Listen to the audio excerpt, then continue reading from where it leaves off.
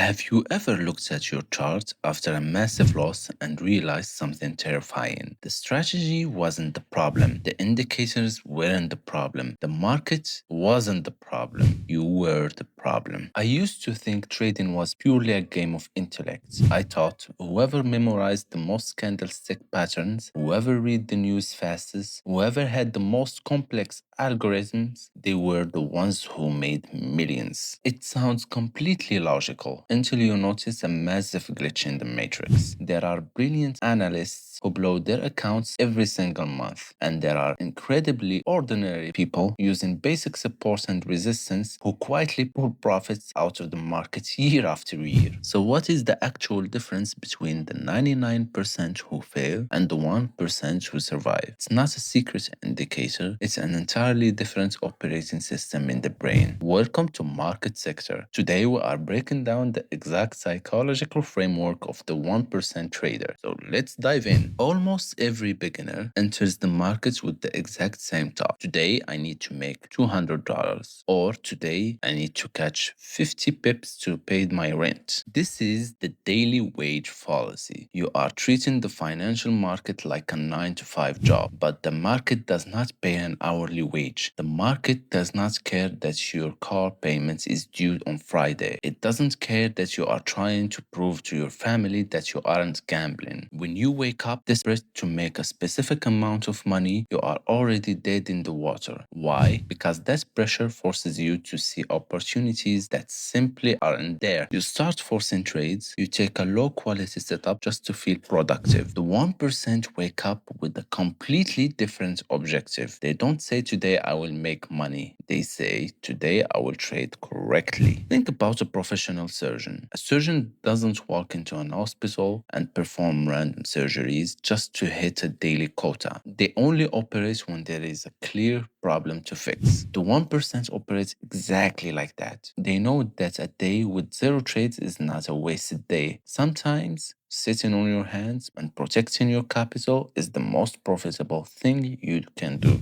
There is an imaginary clock ticking in the head of every amateur trader. In 3 months, I will quit my job.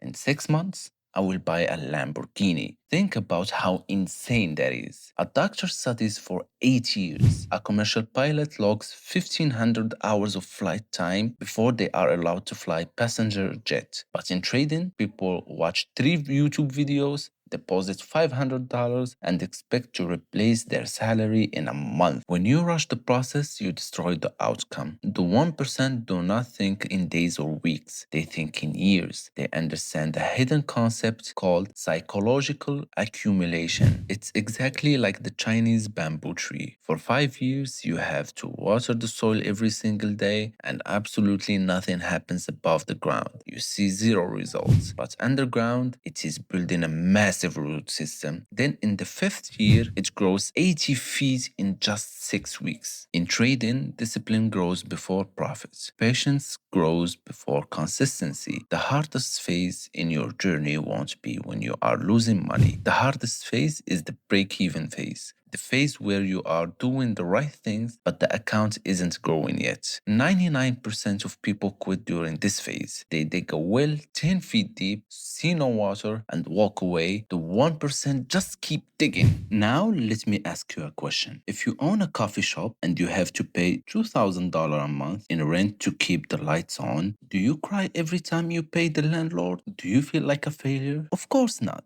It's the cost of doing business. Yet, when amateur traders hit a stop loss, they take it personally. They feel insulted by the market. They feel stupid. And because they hate that feeling of being wrong, they do the most dangerous thing imaginable. They drag their stop loss wider. They hold a losing trade. The 1% see a stop loss as their monthly rent. A small losing trade isn't a failure. It's just a business expense. They don't try to avoid all losses. They only avoid large losses. Trading is not a game of prediction. It is a game of probability management. A casino doesn't care if a random player wins one hand of blackjack because they know if the game goes on long enough, the math will make them rich. You have to become the casino. You do not need to be right every time. You just need to be right often enough with the right risk to come out on top. And in this world, the addiction to dopamine is the silent addiction that destroys millions of trading accounts. Be honest with yourself. Do you trade to make money or do you trade for the thrill? That rush in your chest when you enter a trade, the adrenaline when the price gets close to your take profits, the sheer panic when it drops. Many people say trading is stressful, but the moment the market opens, their hands itch to click the mouse. They are no longer traders, they are thrill seekers. Here is the truth that nobody wants to hear. Professional trading is incredibly boring. A real pro spends 90% of their time doing absolutely nothing. They sit, they observe, they wait for the perfect setup, and the silence of the market drives the 99% completely crazy. They need action. They enter a garbage trade just to feel something. And now let's talk about an enemy hiding inside you, and it is quietly destroying your equity curve. It's your ego. Most people don't trade to be wealthy, they trade to be right. Have you ever held a losing trade for many days, bleeding money simply because you didn't want to admit your analysis was wrong? Your ego hijacked your logic. You stopped seeing the market as it actually was and started seeing it as you wanted it to be. The experienced traders, they do not attach their self-worth to a candlestick. A wrong trade doesn't mean they are a failure. It just means the probability wasn't there today. Ego says, I know price will go up today. Discipline says, if price goes up, I will do X. If price goes down,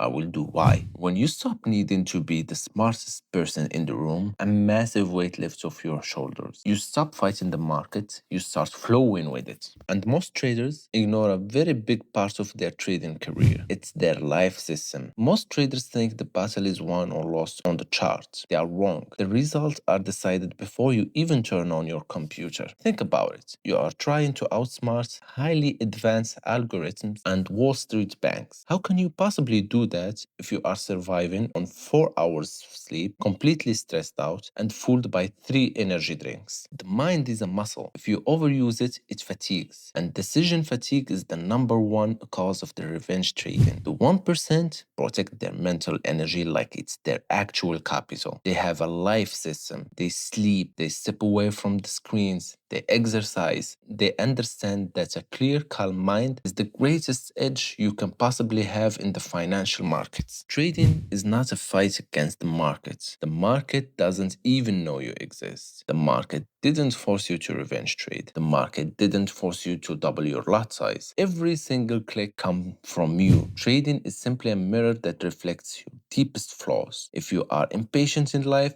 the market will expose it.